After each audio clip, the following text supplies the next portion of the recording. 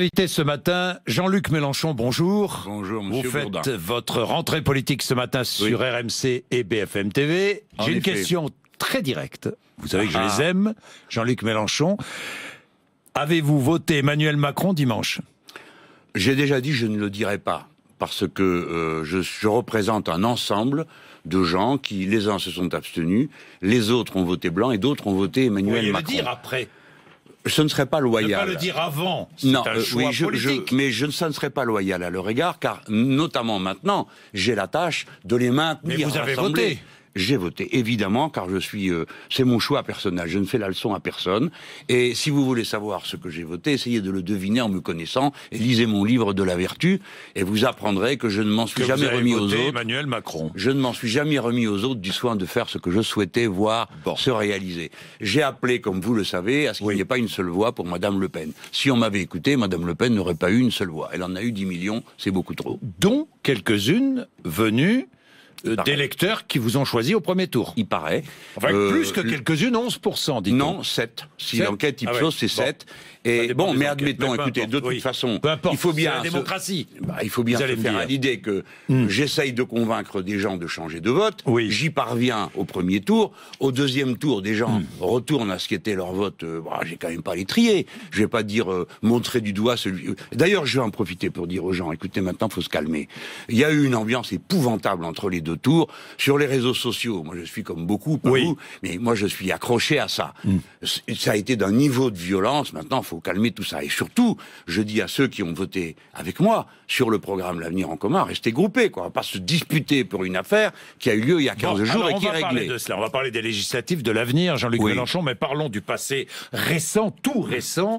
Dimanche, Emmanuel Macron a été élu président de la République. Vous l'avez vu au Louvre. Qu'avez-vous pensé d'ailleurs de cette soirée voulu par Emmanuel Macron devant la pyramide, ce discours? Qu'en avez-vous pensé franchement? C'est son style, moi je n'aurais pas fait ça du tout. Il y a un côté monarchique, le Louvre en plus, qui est quand même un des symboles de la monarchie française, cette ambiance particulière avec la pyramide qui elle-même est un symbole monarchique, mais bon, c'est normal, c'est son tempérament, c'est sa manière d'être. Symbole voulu par un président de la République de gauche. De gauche, ça c'est vous qui le dites, il ne l'est pas, lui-même ne le dit pas, il dit que il est... Non, mais voulu par la pyramide, je parlais de la pyramide par un président de la République de gauche. C'est exact. Il y a eu un concours d'architectes. C'est quand même pas François Mitterrand qui a décidé ça dans son bureau.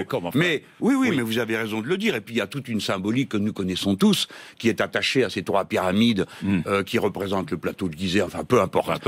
Ce qui restera, c'est une image monarchique qu'il a voulu donner de lui et qui correspond à ses obligations. Il faut bien le dire, Monsieur Bourdin, car il n'a pas de majorité. Et par conséquent, il est obligé d'être le plus césarien de tous les présidents de la République que nous avons connus, parce que, en plus, lui a l'intention d'appliquer son programme. On va quand même pas lui en vouloir de croire à ses idées. Mais il va avoir un mal de chien, parce qu'il n'y a pas de majorité pour faire ça. Notamment pour attaquer le code du travail, pour remettre en cause... Je vais y revenir sur le code du travail. Absolument. Donc, est-ce que vous le connaissez bien, d'ailleurs, Emmanuel Macron? Qui le connaît bien? Je ne le connais pas du tout. Je ne l'ai jamais fréquenté. J'ai fréquenté beaucoup de monde, mais pas lui, je ne le connais pas. Vous devinez quel homme il est? Non. Ce n'est pas très important. Je respecte sa fonction, je veux le dire. Il est élu, et je le reconnais sans barguigner, parce qu'on aurait pu penser que non. Je reconnais. Je lui présente des vœux pour accomplir sa mission, c'est-à-dire d'abord les vœux de bonne santé, car c'est essentiel dans ce qu'il a à faire. Et puis après, naturellement, je vais le combattre implacablement en me portant à la tête, si les électeurs le veulent, d'une cohabitation, s'il est possible de la réaliser. Donc la première condition, c'est déjà que les 7 millions de personnes qui ont voté pour le programme L'Avenir en commun restent fidèles à cet engagement. C'est un programme, pas la personne de Jean-Luc Mélenchon. Vous m'avez entendu le dire. Dans tous les meetings, j'arrêtais les gens qui criaient mon nom. Je disais ici, on crie résistante, on adhère à un programme. Donc je crois, moi, beaucoup à la centralité du programme. Je me présente donc avec mes amis aux élections législatives en disant, nous avons un programme, nous sommes prêts à gouverner demain. Donc, pas question. Je vais revenir sur les législatives dans un instant, Jean-Luc Mélenchon. Mais vous avez compris l'esprit, oui, j'ai compris l'esprit. Mais Jean-Luc Mélenchon, nous partons conquérants. Je voudrais renverser la situation. Sur le premier tour, sur votre défaite à la présidentielle, de justesse, 600 000 voix d'écart, 600 000 voix de plus, et vous étiez au second tour. Est-ce que vous avez des regrets? Monsieur Bourdin, je ne vais pas vous raconter d'histoire. Vous me connaissez depuis le temps. tous les instituts de sondage nous disaient « vous êtes dans un mouchoir de poche », j'avais donc commencé à réfléchir à la façon avec laquelle je procéderais. Par conséquent, j'ai dû descendre de 2 marches. La première, celle où j'avais préparé, car je suis méthodique, comme en ce moment, je suis en train de préparer de quelle manière nous gouvernerons si nous l'emportons. Moi, j'aborde toujours les élections en me disant, je vais les gagner. Je suis pas là pour faire juste donc, déception profonde. Bien sûr. Écoutez, à 600 000 voix, Monsieur Bourdin, le destin vous passe au ras des doigts. Vous ne pouvez autrement que d'avoir de la déception. Amer aussi le soir du premier tour, dans votre déclaration. Non, vous la regrettez ou pas? Non, non. Les gens disent, vous sembliez ne pas accepter la défaite. Alors, c'est certainement un quiproquo et un malentendu total. C'est que tout le monde m'avait dit c'est dans un mouchoir de poche. Et de fait, ça a été dans un mouchoir de poche, vous le voyez. Mais en début de soirée, c'est pas ça qu'ils annonçaient. Ils annonçaient 23-23 et 19-19 pour les 2 suivants. Bon, non, c'est pas ça qui s'est produit. Et tout le monde m'a dit prenez garde à ce que vous allez dire parce que jusqu'à la fin, voilà pourquoi j'ai dit écoutez, on va attendre, on va attendre la fin des résultats pour savoir. Mais il n'a jamais été dans mon intention de remettre en cause un scrutin dans mon pays. Alors, c'est vrai que celui-là était spécial, des milliers de gens radiés, 500 000 personnes qui avaient une double carte, enfin bon, tout ça commence à sentir la République bananière. Mais enfin... Attendez, je m'arrête là. La République bananière, cette élection non, dans une République bananière, ça sentait dans tout... C'est ce que vous dites, ça sentait. Écoutez, monsieur Bourdin, 500 000 personnes qui ont 2 cartes électorales, ça vous paraît une situation anodine? Moi, je ne juge pas. Je vous écoute. J'ai entendu d'une part que le corps électoral n'était pas très stable, mais vous voyez que je suis de bonne humeur. Et deuxièmement, j'ai attendu que les résultats soient confirmés. Voilà ce qui était important. Mais ensuite, je n'ai donc... Alors Emmanuel Macron n'a pas usurpé sa victoire. Mais certainement non. Le Conseil constitutionnel va le dire. Quand le Conseil... Vous savez c'est la loi spéciale en France. Quand le Conseil dit le résultat est le suivant, la discussion est close. Par conséquent, et pour vous, elle sera close. Moi, j'ai aucun moyen de la réouvrir. Quel moyen j'ai? Je dis juste à ce moment-là, j'attendais que l'heure soit venue et qu'on connaisse des résultats stables. Voilà tout. Après, comme je suis un méridional, mais monsieur, et je ne suis pas un pion. Vous imaginez que vous apprenez que le deuxième tour vous passe à 600 000 voix, et alors vous arrivez fringant, souriant, pour dire non, je suis un homme, un être humain. Et donc, comme des milliers et des millions de gens dans le pays, j'ai eu une très grande déception. Puis après, on la surmonte. Et puis après, on repart. Vous souhaitez l'échec d'Emmanuel Macron?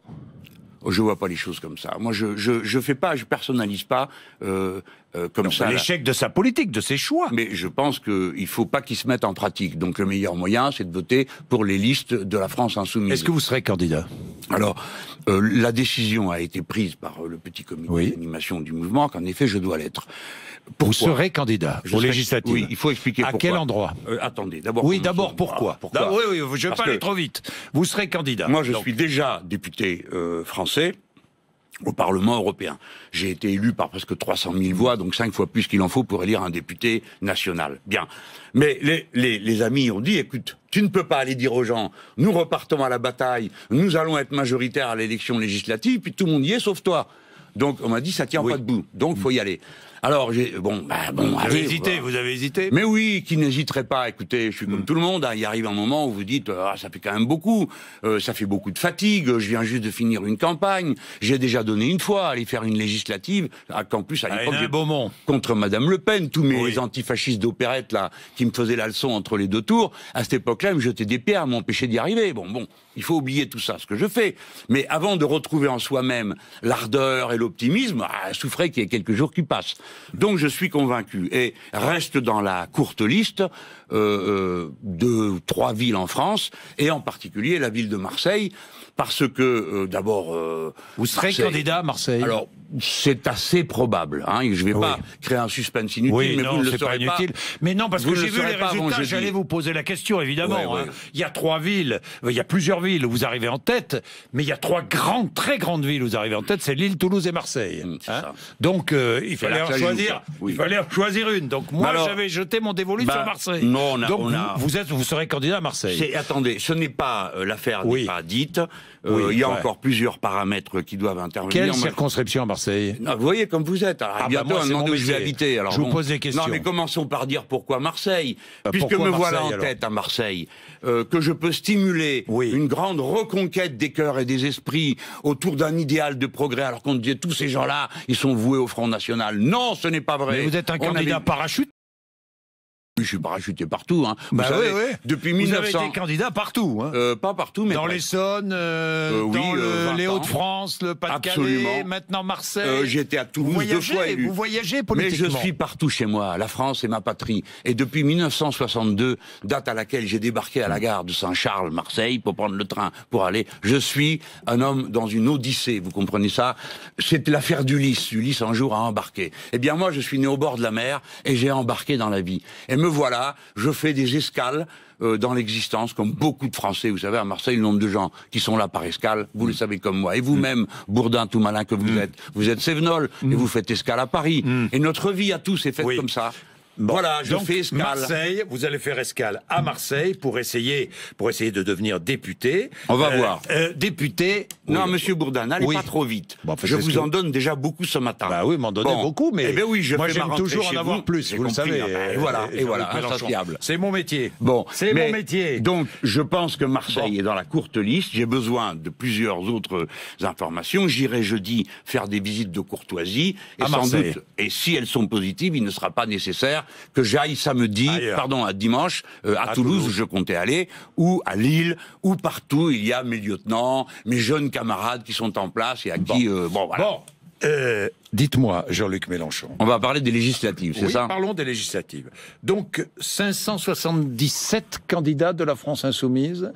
Pas tout à fait, non. Pas tout à fait. Parce que, pour être franc, il y a des départements où, par exemple, à la Nouvelle-Calédonie, certainement nous soutiendrons les candidats du FLNKS, il n'y aura pas de candidat France Insoumise. Sans doute à la Martinique, soutiendrons-nous 1 ou 2 candidats qui sont pas membres de la France Insoumise, peut-être en Guyane, enfin bref. Et puis sur le territoire de la métropole, il y a des candidats qui sont en quelque sorte des alliés que nous avons investis, quoi qu'ils ne signent pas notre charte, qui nous pose un grand problème, mais qui sont d'accord pour reconnaître le programme L'Avenir en commun comme le programme de leur investiture. C'est le cas de Madame Autain, c'est le cas de sans doute Madame Buffet.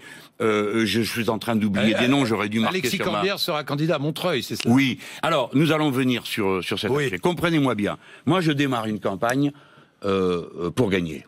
C'est-à-dire que quand je vois les sondages, on me met entre 13 et 16, et on met Monsieur Macron entre 20 et 24. Bon, c'est rien, ça. C'est 6 points, ça se rattrape. Nous pourrions donc avoir une majorité législative. Je me bats pour ça. Pas pour faire du témoignage et me partager le financement public à ragnagna de toutes ces histoires. Quand même. Oui, mais souffrez de vous dire que qu'on a vécu sans ça, on peut continuer. Hein, c'est pas mon sujet. Mon sujet, c'est le programme L'Avenir en commun. Je dis aux gens, ne donnez pas les pleins pouvoirs à Monsieur Macron. Votez pour les candidats de la France Insoumise. On peut les reconnaître facilement, pas tant que ça, parce qu'il y a le FI sur le bulletin de vote et qu'il y a ma tête avec. Je demande qu'on arrête d'utiliser mon nom, ma tête et mon... C'est le Parti communiste qui utilise votre nom? Écoutez, c'est insupportable. Les communistes ont été de toutes les variétés. Il y a eu des communistes magnifiques engagés dans l'action. La France Insoumise en a déjà investi, écoutez-moi bien les gens, 10. D'accord ? Il y a des accords avec 2 fédérations communistes, celle de l'Ariège et celle des Deux-Sèvres. Donc vous voyez bien que je ne bloque d'aucune façon c'est pas ce que dit le Parti communiste français. Je regrette profondément le refus des dirigeants nationaux de France Insoumise de passer un quelconque accord. Ce n'est pas vrai. Monsieur Pierre Laurent. Pierre Laurent le dit. Nous en étions à la... Il ment, Pierre Laurent? Oui, il ment. Écoutez-moi bien, Monsieur Bourdin. Il ment. Oui. Nous avons fait 6 réunions. Et à la dernière, nous étions dit, on se retrouve demain. Et on ne parle pas à la presse parce qu'on doit régler nos problèmes. À 4h de l'après-midi, il fait une conférence de presse. Et qu'est-ce qu'il dit? Relisez, s'il vous plaît. Oui. Relisez, je vous prie. Le directeur de campagne... alors ça, c'est le vôtre. Pierre Laurent dit « Je regrette profondément le refus des dirigeants nationaux de France Insoumise. Monsieur Bourdin. Je renouvelle avec force et un peu de colère un appel à France Insoumise à un accord sous une bannière commune. » Voilà. Bon, Monsieur Bourdin, vous êtes journaliste, donc votre boulot, ça va être de vérifier si c'est vrai. Hier après-midi, il dit « Je regrette que Ragnagna, qui est le cinéma habituel de C'est toi le diviseur », et il demande à tous les communistes de présenter leur candidature. Il a préparé ses candidatures depuis le mois de septembre dernier. D'accord? Et il leur dit faites campagne sous le sigle Front de gauche PCF, c'est-à-dire qu'il n'assume même pas son étiquette PCF, car le Front de gauche n'existe plus depuis 2 ans. Et maintenant, je vais vous lire autre chose, si vous aimez les détails, et je vois que vous les aimez. Oui. Là, j'ai devant moi le supplément communiste paru dans l'UMA du 11 janvier 2017. Voilà le rapport officiel. Vient parfois la question, oui, mais il y a la France un... C'est le journal communiste qui le dit, pas moi, Mélenchon, qu'il n'a jamais été question d'accord pour les législatives avec France Insoumise, virgule, et il n'y en aura pas. Le parti pris, ce qui est primordial aujourd'hui pour les communistes, c'est d'apparaître nationalement dans toutes les circonscriptions. Par conséquent, Pierre Laurent ment. Et il a sacrifié tous ses camarades. Car je vais vous dire une chose, nous avons investi 10 communistes, nous avons investi plusieurs Europe Écologie Les Verts. Pourquoi? Vous avez conduit les écologistes, dit Yannick Jadot. Mais Yannick Jadot, qui c'est? C'est le dirigeant écologiste. C'était le candidat et alors, quel pouvoir vainqueur de la primaire aux écologistes. Et ensuite disparu du tableau. Le responsable des écologistes est monsieur David Cormand. Monsieur David Cormand vient me voir avec ses grands airs, hein, et qu'est-ce qu'il dit? Vous devez prendre vos responsabilités et soutenir nos candidats. La patouille. Alors, suivant les circonscriptions, on aurait une étiquette, une autre. Écoutez-moi. Et c'est Cambadélis qui tombe de son arbre qui dit « Mais qu'est-ce qu'il fait celui-là? Il a déjà fait un accord avec moi. » Benoît Hamon appelle à une union de la gauche, Jean-Luc Mélenchon. Parfait. Vous refusez toute union de la gauche. Écoutez-moi. Oui. Qui est Benoît Hamon? C'était le candidat du Parti Socialiste à l'élection. Qui est-ce qui signe les accords? Le Parti Socialiste ou Benoît Hamon? Benoît Hamon quitte le Parti Socialiste. Si Benoît Hamon quitte le Parti Socialiste avec ses amis, demain matin je le rencontre. Et nous faisons un accord parce qu'on n'aura aucun mal à le faire. Mais il ne veut pas quitter le Parti Socialiste. Il veut rester au Parti Socialiste, avoir le point et la rose, et en plus Mélenchon. Faire comme Manuel Valls alors. Mais ces gens-là n'ont plus aucun principe. Ils circulent d'un endroit à l'autre du moment que vous les investissez. Ça s'appelle les alliances. Écoutez-moi, Bourdin. Vous avez une alliance avec Emmanuel Macron. Vous voulez casser un peu tous ces vieux partis, non? Vous faites comme Macron. Mais, vous ressemblez finalement à Macron. Vous n'avez pas le même âge, mais... Mais nous faisons des choses comparables, ça va de soi. Mais ça va de soi, monsieur Bourdin. Pourquoi? Parce que nous voulons mettre de l'ordre. Cette patouille-là doit finir un jour. Écoutez, j'ai dit au Parti communiste, je suis prêt à investir, alors même qu'ils ne veulent pas signer le programme. Monsieur Bourdin, des gens votent, 7 millions de personnes votent pour un programme, ça venait à l'appel à l'avenir en commun. Et j'arrive et je vais leur dire, attendez, j'ai signé un accord avec le Parti communiste, 50% des circonscriptions, voilà, vous avez voté pour Mélenchon l'avenir en commun, désormais vous la repas en communiste. C'est pas jouable, mais c'est par respect pour les gens, je vous demande de le comprendre. C'est pas un problème d'hostilité au Parti communiste. Qu'est-ce que je lui demande aux candidats communistes? De reconnaître que le programme c'est l'avenir en commun et que nous avons qu'une seule étiquette. Monsieur Bourdin, on va se présenter devant les Français. 7 millions de personnes ont voulu que je sois président de la République. Il est normal que je leur dise, je suis prêt à conduire un gouvernement et une majorité législative sur le programme pour lequel vous avez voté. On ne peut pas passer le programme à la trappe. Vous avez vu le programme du Parti Socialiste. Donc il n'y aura aucun accord, on est bien d'accord, avec le Parti communiste. Hein, avec la direction communiste. Ça sert à rien, ils ont dit que ça servait à rien. Mais bon, attendez, non monsieur Bourdin, je veux qu'on entende. Alors, il y a plus de 10 candidats communistes investis. J'ajoute une chose, j'étais prêt, et nous l'avons dit aux communistes qui n'en ont pas voulu, à investir les 7 députés communistes sortants. D'accord? Oui. Parmi lesquels 4 d'entre eux ne m'ont même pas parrainé à l'élection présidentielle. Donc, c'est moi qui ai fait le geste de dire, allez, on oublie tout. J'oublie ce que vous avez fait. L'un d'entre eux, monsieur Chassaigne, n'a parrainé personne, et son fils, parce qu'ils sont mères de père en fils dans ce bled depuis 3 générations, lui, il a parrainé monsieur Poutou. Donc, j'oublie tout ça. J'ouvre les mains, je tends les bras. Qu'est-ce que je peux faire de plus? Et je vais me faire traiter de tous les noms par des gens qui sont là derrière leur bureau et qui décident que c'est moi qui suis responsable de ce qu'ils appellent la division. Non, il faut respecter les électeurs. Les électeurs ont voté pour le programme L'Avenir en commun. Ils veulent sortir du nucléaire, monsieur Pierre Laurent. 7 millions de personnes ont voté pour ça. Par conséquent, je ne veux pas y renoncer. De la même manière, ils ont voté pour une assemblée constituante et le pouvoir de révoquer les élus. Les dirigeants communistes n'en veulent pas. C'est leur droit. Mais qu'ils assument, qu'ils présentent leurs candidats sous leurs étiquettes, au lieu d'essayer de prendre l'identité des autres. Quel est le sens de mettre ma photo partout? Quel est le sens de se réclamer de moi alors que ce n'est pas vrai? Vous comprenez, monsieur? Alors moi, je dois tout le temps lutter sur 2 fronts. Un côté, je dois affronter l'adversaire politique, monsieur Macron, vis-à-vis duquel je me présente comme une alternative. Vous demanderez à descendre dans la rue si jamais il veut faire passer par ordonnance sa réforme de la loi travail. Franchement. Honnêtement, appel à manifester, nous verrons. Mais j'ai pas ce pouvoir, c'est les syndicats qui vont le faire. Oui, Oui, bien sûr qu'il va y avoir une bataille sociale. Dans la rue, vous. Évidemment, moi je suis pour un front populaire. Contre les réformes de M. Macron, ça va de soi. Front populaire, ça veut dire des forces politiques, des forces sociales. Je vais quand même vous rassurer sur un point, parce que je vois que vous êtes fait de l'inquiétude.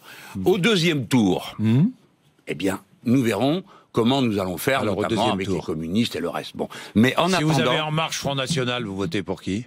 Ah ben on va voir, ça, Front National, En Marche, le problème ne se posera pas, vous allez voir. Écoutez-moi, monsieur Bourla. En Marche. Écoutez-moi. Je vois que Manuel Valls ne remplit pas à ce jour les critères d'une investiture d'En Marche. Vous avez vu ça ? Oui, oui. Ah ça, ils sont sévères. Hein. Moi, je suis plus cool. Hein. Parce que moi, bon, on peut toujours discuter avec moi. Bon. Mais bon, on a discuté 6 fois.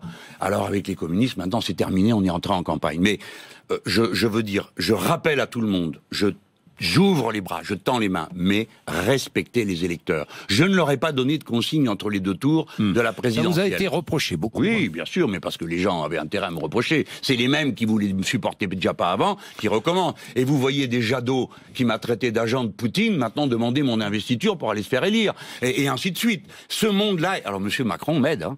M. Macron, il me fait le ménage chez lui, et ben moi je dis, de mon côté, voilà, il y a un programme, les électeurs ont choisi. Respectez les électeurs. Pas de combine et de tambouille. Et les alliances tuyaux de poil, où tu commences par t'allier à un bout avec un communiste, puis derrière tu trouves un socialiste, et à la fin un macronien, parce que vous avez compris comme moi que le PS va s'allier avec M. Macron, après les législatives. M. Macron ne vote pas de M. Valls, ça vous avez vu. Oui, mais il veut bien du PS comme allié subalterne. Ça doit vous faire plaisir, ça, d'ailleurs. Ça me fait marrer. Parce que bon, à la fin, il y a toute une série de politicards dont plus personne ne veut. Alors oui, bah ça me fait marrer, oui c'est vrai. Eh ben ils avaient qu'à être courageux, ils avaient qu'à assumer. Si M. Valls est d'accord avec M. Macron, il avait qu'à quitter le PS et assumer sa position. Si M. Hamon veut faire une alliance avec moi, il a qu'à quitter le PS. Je dis par exemple à quelqu'un comme Montebourg, qui est le grand absent de ce débat, allez-y, faites-le, venez maintenant, faisons équipe. Mais rompez avec le vieux monde, rompez. Et appliquer le programme. Voilà. Bien. Merci Jean-Luc Mélenchon d'être venu nous voir ce matin. Il est 8h57. Retrouvez l'appli BFM TV sur votre mobile.